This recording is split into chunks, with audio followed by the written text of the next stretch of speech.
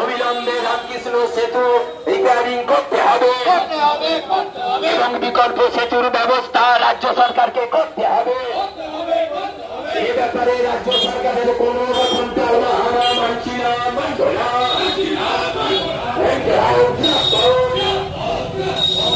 মহকুমার নদী খাল নিকাশিগুলির দ্রুত সংস্কারের ব্যবস্থা করতে হবে।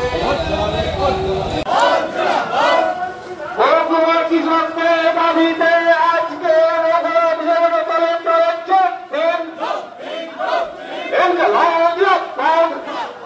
করতে হবে।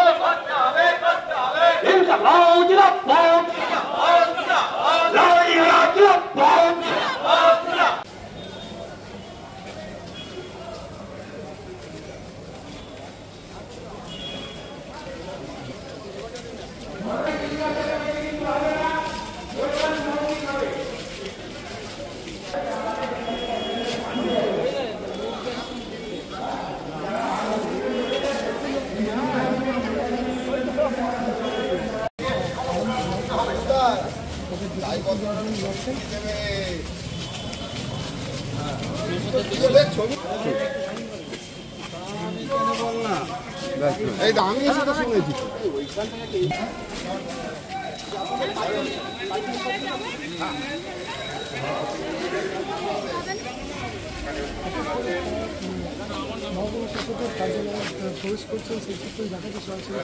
মধ্যে বসবাসকারী মানুষ এবং আমাদের এই পুরসুরা এলাকার অভ্যন্তরে দুই দিকের যে নদী বাঁধগুলো আছে সেই নদী বাঁধগুলো ক্রমাগত ভাঙে এবং সংস্কার করার নাম করে যা হয় তা প্রতিদিনের লুটের নিগার ক্ষেত্র হিসেবে আমাদের সামনে দাঁড়িয়েছে।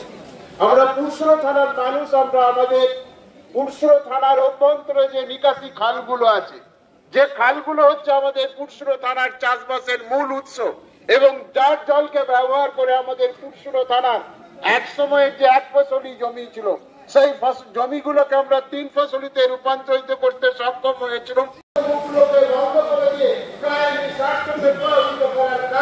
বর্তমানে সরকার সংগঠিত করতে চাইছে। আমরা পুরসুরা থানার পক্ষ থেকে মাননীয় এসডিওর কাছে এই দাবিটা সংগঠিত করতে চাইছি যে আমাদের পুরসুরা ব্লকের অভ্যন্তরে যে নিকাশি কৃষক সভা, ক্ষেত মজুর, ট্রেড ইউনিয়ন, মহিলা সমিতি, ছাত্র ফেডারেশন, যুব ফেডারেশন যারা আজকের এই জমায়েতের আজকের এই অবস্থানের ডাক দিয়েছেন, কারণ আপনারা জানেন যে আরামবাগ মহকুমার প্রধান সমস্যা কি। আরামবাগ মহকুমার প্রধান সমস্যা হচ্ছে বন্যার সমস্যা।